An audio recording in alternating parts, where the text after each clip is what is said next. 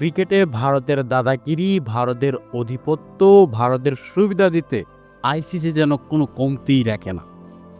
এবারের চ্যাম্পিয়ন্স ট্রফিতে ভিন্ন রকম এক সুবিধার পথে ইন্ডিয়া, যেখানে গ্রুপ এর প্রথম স্থান ও দ্বিতীয় স্থান এখনও নিশ্চিত হয়নি।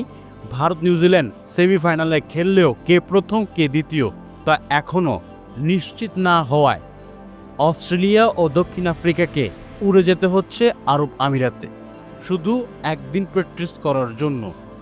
তাও আবার তারা দু দল থেকে এক দল আবারও পাকিস্তানে ব্যাক করবে সেমিফাইনাল খেলার জন্য।